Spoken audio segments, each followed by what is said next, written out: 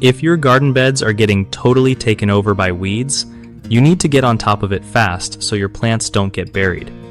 First off, laying down a thick layer of mulch is a game changer because it blocks sunlight from hitting the soil and stops weed seeds from sprouting.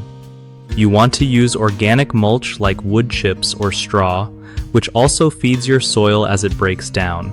Then, try using a pre-emergent herbicide in early spring before weeds start popping up. This stuff stops weed seeds from germinating but won't hurt your established plants. Remember to water your garden right after applying it so it soaks into the soil. Another thing is to make hand-pulling weeds a regular habit, like once a week, so they don't get a chance to spread their seeds everywhere. When you pull, try to get the whole root, because if you leave even a bit, weeds can grow back. Also, keep your garden beds well watered and healthy, since strong plants can outcompete weeds naturally. Finally, avoid disturbing the soil too much because turning it up brings new weed seeds to the surface, ready to grow. One of the biggest problems is waiting until weeds get huge before doing anything. That just makes the job way harder and risks your plants getting smothered. Fix that by checking your garden beds often and nipping weeds in the bud fast.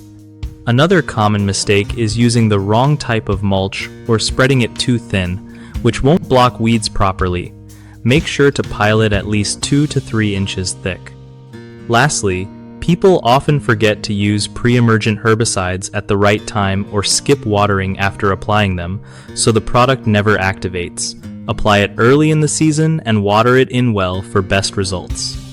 BigHomeProjects.com is awesome for hooking you up with trusted local contractors who know how to handle your garden or home projects right. Plus, if you're a contractor, it's a solid way to find new work and grow your business without all the hassle.